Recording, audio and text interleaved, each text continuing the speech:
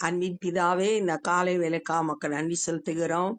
ஆண்டவரே, மை ஸ்தோத்தரிக்கிறோம். நீர் இருதயங்களை ஆராய்ந்து அறிகிற கர்த்தர். ஆண்டவரே ஸ்தோத்திரம். ஆண்டவரே, உமக்கு மறைவானது ஒன்றுமில்லை. ஆண்டவரே, இந்த காலை வேளையில கர்த்தாவே, உமக்கு பிரியமானதை செய்ய எங்களை ஒப்பு கொடுக்கிறோம். இந்த நாள் முழுவதும் நீர் எங்களோடு கூட இருந்து எங்களை போதித்து எங்களை ஆளுகை செய்து வழி நடத்துங்க. இந்த நாளின் வேத தியானத்தை எங்களுக்கு ஆசீர்வதித்து தாங்க. நேசிக்கிற இயேசு கிறிஸ்துவின் இனிய நாமத்தில் கேட்கிறோம் பிதாவே, ஆமென். 2 சாமுவேல் 3வது அதிகாரம். சவுலின் குடும்பத்திற்கும் தாவீதின் குடும்பத்திற்கும் நெடுநாள் யுத்தம் நடந்தது. முந்தின அதிகாரத்துல சவுலோட படைக்கும் தாவீது சவுல் இறந்த பிறகு அவனுடைய மகனோட படைக்கும் தாவீதோட படைத்தலைவனான யோவாப்பும் யுத்தம் பண்ணத போன அதிகாரத்துல நம்ம பார்த்தோம். ஆனா தாவீதோட சேனை ஜெயிச்சது அப்படின்றத நம்ம தியானிச்சோம். இப்ப பார்த்தா நெடுநாள் யுத்தம் நடந்துச்சு 2 குடும்பத்துக்கும் இடையில. தாவீது வர வர பலத்தான். வர வர நாள் ஆக ஆக நல்ல ஸ்ட்ராங்காரா தாவீது. ஏன்னா கர்த்தருடைய வாக்குத்தத்தம் தாவீது பக்கம் சார்பா இருந்ததுனால அவன் நாளுக்கு நாள் பலத்தான். சவுலின் குடும்பமோ வர வர பலவீனப்பட்டு போனார்கள். ஆனா சவுலோட குடும்பத்தினர் நாள் ஆக ஆக பலவீனப்பட்டு போனார்கள். எப்பிரோனில் தாவீதுக்கு பிறந்த குமாரர்கள். எப்பிரோன்ல தான் கர்த்தர் குடியிருக்க சொன்னாரு தாவீத. அந்த இடத்துல தாவீதுக்கு பிறந்த பிள்ளைகளை பத்தி சொல்லியிருக்கு. இதே தாவீதுக்கு எப்ரோன்ல பிறந்த பிள்ளைகளை குறித்து 1 நாளாகமும் 3வது அதிகாரம் 1-4 வசனத்துல நம்ம அங்க பார்க்கலாம். இதேதான் அங்கேயும் சொல்லியிருக்கு. ஆனா தாவீதுக்கு பல மனைவிகள் இருந்தாங்க. ஒவ்வொரு மனைவி மூலம் பிறந்த பிள்ளைகளும் இங்கே சொல்லப்பட்டிருக்கு. ஏஸ்ரேல் ஊராளாக்கிய அகினோவாமிடத்தில் பிறந்த அம்னோன் அவனுக்கு முதல் பிறந்தவன். பிறந்தது அம்னோன். ஆனா இந்த அம்னோன் குறிச்சு நம்ம வாசிக்கும் போது அவன் தன்னுடைய தமக்கியிட்ட தவறா நடந்து அழிவை சந்தித்தான் அப்படின்னு சொல்லிட்டு பாக்குறோம். கர்த்தருக்கு பயப்படுற பயம் அவன்கிட்ட இல்ல. நாபாலின் மனைவியாய் இருந்த கர்மேல் ஊராளாகிய அபிகாயிலிடத்தில் பிறந்த கீலேயாப் அவனுடைய 2ஆம் குமாரன். இந்த கீலேயாப்ப குறிச்சு 1 நாளாகமும் 3வது அதிகாரத்துல தானியேல்னு பெயர் போட்டிருக்கு. அந்த லிஸ்ட்ல அவனுக்கு தானியேல் பெயர் போட்டிருக்கு. 3வது குமாரன் கேசூரின் ராஜாவாகிய தல்மாய் குமாரத்தியாகிய மாக்கால் பெற்ற அப்சலோம் என்பவன். இந்த அப்சலோம் தான் தாவீத கொன்னு போட்டு தான் ராஜாவாகணும் அப்படின்னு ட்ரை பண்ணான். தாவீத துரத்திக்கிட்டே போனான். தாவீதக்கு பதிலா தான் எப்படியும் ராஜாவாயிரணும் திட்டம் போட்டான். அப்ப அவனும் கர்த்தருடைய பார்வைக்கு சரியா நடக்கல. 4ஆம் குமாரன் ஆகீத் பெற்ற அதோனியா என்பவன். இந்த அதோனியாவும் தான் ராஜாவாகணும் அப்படின்னு சொல்லிட்டு ட்ரை பண்ணான். ஆனா அவனால ஆக முடியல. சாலமோன் தான் ராஜாவானா. இவன் தான் ராஜா ஆகிறதுக்கு முயற்சி செய்தான். 5வது குமாரன் அபித்தால் பெற்ற செப்பத்தியா என்பவன். 6ஆம் குமாரன் தாவீதின் மனைவியாகிய எக்லால் இடத்தில் பிறந்த இத்ரேயாம் என்பவன். இவர்கள் எப்பிரோனில் தாவீதுக்கு பிறந்தவர்கள். மொத்தம் 6 பேர் பிள்ளைகளோட பேரு தாவீதோட பிள்ளைகள் பேரு சொல்லப்பட்டிருக்கு. இதுல யாருமே கர்த்தருக்கு பிரியமானவர்களா நடந்து கொள்ளல. சவுலின் குடும்பத்துக்கும் தாவீதின் குடும்பத்துக்கும் யுத்தம் நடந்து வருகிறது போது அப்னேர் சவுலின் குடும்பத்திலே பலத்தவனானான். இந்த 2 குடும்பத்துக்கும் யுத்தம் நடக்கும்போது அப்னேர் சவுலோட படைத்தலைவன், சிறிய தகப்பனுடைய மகன். அவன் சவுலோட அவன் நல்லா நாளுக்கு நாள் பலத்து போறான். அவனை தவிர ஆள் இல்லை அப்படின்ற நிலைமை ஆயிடுச்சு சவுல் குடும்பத்துல. அப்னேர் தான் யுத்தங்களை நடத்தி வந்தான்.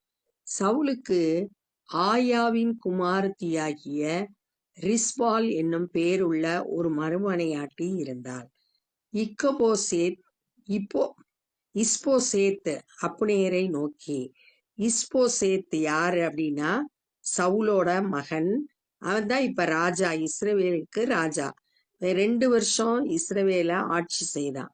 அவன் அப்னேரை நோக்கி, ராஜா படைத்தலைவனை நோக்கி சொல்றான், நீ என் தகப்பனுடைய மறுமனையாட்டியிடத்துல பிரவேசித்தது என்ன என்றான். என்னோட அப்பாவோட மறுமனையாட்டிய ரிஸ்பால நீ தவறா நடந்தது என்ன அப்படின்னு சொல்லிட்டு இவன் கேள்வி கேட்கிறான். அப்னேர் இஸ்போசேத்தின் வார்த்தைகளுக்காக மிகவும் கோபம் கொண்டு, இவதான் ஆளினால இருக்கிறதுனால இப்ப ராஜா மேலே கோபப்படுறான். கோபம் கொண்டு, உம்மை தாவீதின் கையில் ஒப்புக்கொடாமல் இந்நாள் மட்டும் உம்முடைய தகப்பனாகிய சவுலின் குடும்பத்துக்கும் அவருடைய சகோதரருக்கும் சிநேகிதருக்கும் தயவு செய்தவனாகிய என்னை, தன்னை பத்தி சொல்றான், நான் சவுல் குடும்பத்துக்கும் சகோதரருக்கும் சிநேகிதருக்கும் ரொம்ப தயை உள்ளவனா இருந்ததுனாலதான் எவன் தான் இஸ்போசேத்தை ராஜாவாக்கினான். அப்படி இருந்தேன். நீர் இன்று ஒரு ஸ்திரீயின் நிமித்தம் குற்றம் பிடிக்கிறதற்கு நான் யூதாவுக்கு உட்கையான ஒரு நாய் தலையா? ஆனா ஒரு பெண்ணின் நிமித்தம் என்னை குற்றம் கண்டுபிடிச்சிட்ட, குற்றப்படுத்துற. அதனால இப்ப அவனுக்கு பயங்கர கோபம் ஆயிடுச்சு. நான் என்ன யூதாவுக்கு உட்கையான நாய் தலையா அப்படின்னு சொல்லிட்டு ஒரு கேள்வியை கேட்கிறான். கேட்டு இப்ப அவனோட கோபம்லாம் இஸ்போசேத் மேல வந்துருச்சு. நான் ராஜபாரத்தை சவுலின் குடும்பத்தை விட்டு தாண்ட பண்ணி தாவீதின் சிங்காசனத்தை தான் முதல் பெயர்சபா மட்டுமுள்ள இஸ்ரவேலின் மேலும் யூதாவின் மேலும் நிலை நிறுத்தும்படிக்கு தாவீத ராஜாவாக்க போறேன். எந்த ஏரியாலனா தான் முதல் பெயர்சபா வரைக்கும் இருக்கிற இஸ்ரவேல் நாடு முழுசும். ஏற்கனவே தாவீது யூதா தேசத்துக்கு ராஜாவா இருக்கான். யூதா கோத்திரத்துக்கு 2க்கும் ராஜாவாய் நிலைநிறுத்தும்படி கர்த்தர் தாவீதுக்கு ஆணையிட்டபடியே நான் அவனுக்கு செய்யாமல் போனால் தேவன் அப்னேருக்கும் அதற்கு சரியாக அதற்கு அதிகமாக செய்ய கடவர் என்றான். கர்த்தர் தாவீதுக்கு ஆணையிட்டபடியே, ஏற்கனவே ஆண்டவர் தாவீதுக்கு வாக்கு கொடுத்திருக்காரு, நீதான் இஸ்ரவேலை ஆட்சி செய்வாய் அப்படின்னு. அந்த இதை இப்ப நான் நிறைவேற்றுவேன் அப்படின்னு சொல்லிட்டு அப்னேர் ஒரு முடிவு எடுக்கிறான். அப்பொழுது அவன் அப்னேருக்கு பயப்பட்டதினால், இந்த சவுலோட மகனான இஸ்போசேத் அப்னேருக்கு பயப்படுறான். தன்னுடைய சேனாதிபதி படைத்தலைவனுக்கு பயப்படுறான். அப்புறம் ஒரு மறுமொழியும் அவனுக்கு சொல்லாதிருந்தான், எதுவுமே பேசல. அப்னேர் தன் நாமத்தினாலே தாவீதினிடத்திற்கு ஸ்தானாதிபதிகளை அனுப்பி, இப்ப ஒரு செய்தியை அனுப்பி விடுறான் தன் நாமத்தினாலே அப்படின்றதுக்கு. அப்ப ராஜாவோட பேர்ல அனுப்பல, தான் பேர்ல தானே அனுப்புறான். தேசம் யாருடையது? என்னோடு உடன்படிக்கை பண்ணும். இதோ இஸ்ரவேலை எல்லாம் உம்மிடத்தில் திருப்ப என் கை உம்மோடு இருக்கும் என்று சொல்ல சொன்னான். இந்த தேசத்தையே உன்கிட்ட திருப்பி, இஸ்ரவேலர் எல்லாத்தையும் உன்கிட்ட திருப்புறதுக்கு என் கையும் உன்னோடு இருக்கும். நான் உனக்காக செயல்படுறேன், என் கூட உடன்படிக்கை பண்ணணும்னு செய்தியை அனுப்பி விடுறான் அப்னேர். அதற்கு தாவீது, நல்லது, உன்னோடே நான் உடன்படிக்கை பண்ணுவேன். ஆனாலும் ஒரே காரியம் உம்மிடத்தில் கேட்டுக்கொள்கிறேன். அது என்னவெனில், நீ என் முகத்தை பார்க்க வரும்போது சவுலின் குமாரத்தியாகிய மீகாலை நீ அழைத்து வர வேண்டும். அதற்கு முன் நீ என் முகத்தை பார்ப்பதில்லை என்று சொல்லி. மீகால் யாருன்னா சவுலோட 2வது மகள். அவளை மீகால் தாவீத அதிகமா நேசித்தா. சவுல் திருமணம் செய்து கொடுத்தான். அதுக்கு வந்து பெலிஸ்தியரோட 100 நுனித்தோலை கேட்டான். ஆனா ஆஹ் தாவீது வந்து 200 பேரை கொன்று அவன் கேட்டத அவனுக்கு கொடுத்தான். ஆனாலும் கொஞ்ச நாள் கழிச்சு சவுல் தன்னோட மகளை வேற ஒருத்தனுக்கு திருமணம் செய்து வைத்துட்டான். இப்ப தாவீது வந்து அந்த மீகால திரும்ப கொண்டு வந்தாதான் நீ என்னை பார்க்க முடியும் அப்படின்னு சொல்லிட்டு ஒரு செய்திய சொல்லி விடுறான். அவன் சவுலின் குமாரனாகிய இஸ்போசேத்தினத்திற்கு ஸ்தானாதிபதிகளை, அவன்றது இங்க வந்து அப்னேர். உடனே ராஜாக்கு ஒரு செய்தி அனுப்புறான்.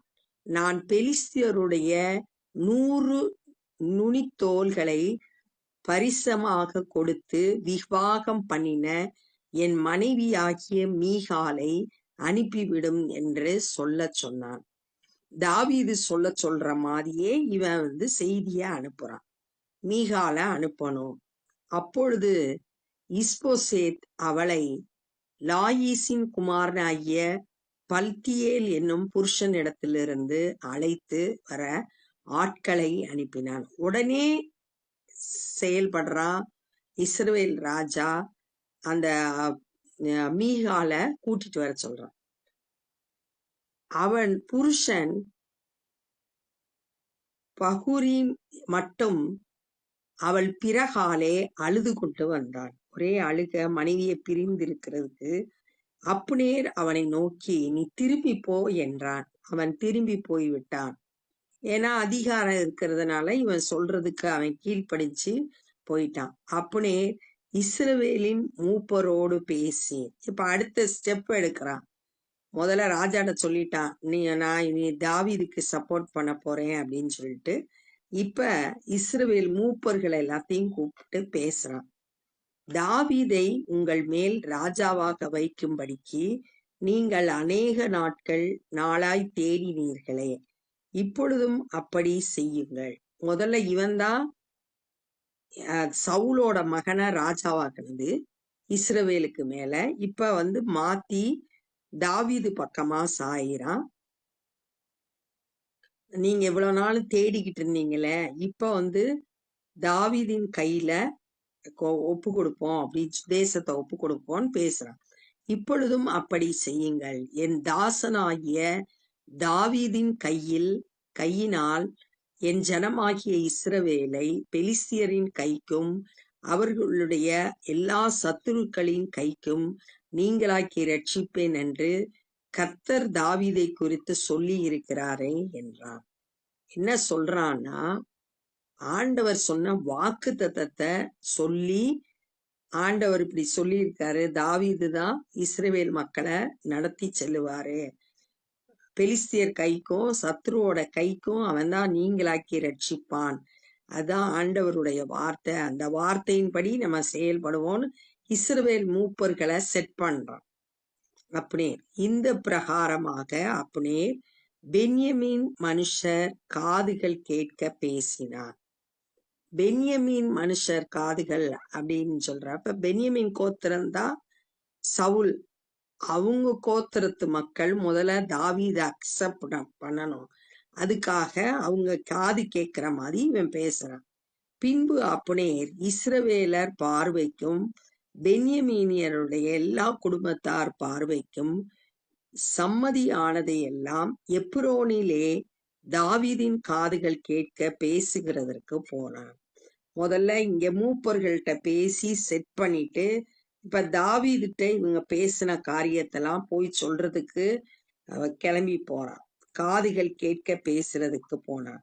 அப்னேரும் அவனோடு கூட 20 பேரும் எப்ரோனில் இருந்த தாவீதினிடத்திற்கு வந்த போது தாவீது அப்னேருக்கும் அவனோடு கூட வந்த மனுஷருக்கும் விருந்து செய்தான்.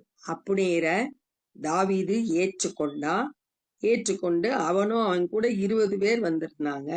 அவங்களுக்கு நல்லா விருந்து போட்டு வரவேற்கிறான். ஏன்னா தேவ திட்டம் எதுனா தாவீது இஸ்ரவேலுக்கு ராஜாவாகிறது. அதுக்கு பொறுமையோடு காத்திருந்தான். ஏற்ற வேளையில அவனுக்கு சாதகமா எல்லா காரியத்தையும் கர்த்தர் வாய்க்க பண்ணினார். எதிரியான அப்னேரே அந்த காரியத்தெல்லாம் செயல்படுத்தும்படியா ஆண்டவர் வழி நடத்துறத இந்த நாள்ல பார்த்தோம். இந்த நாள்ல என்ன பார்த்தோம்னா, சவுலோட குடும்பத்துக்கும் தாவீதோட குடும்பத்துக்கும் ரொம்ப நாள் யுத்தம் நடந்துச்சு.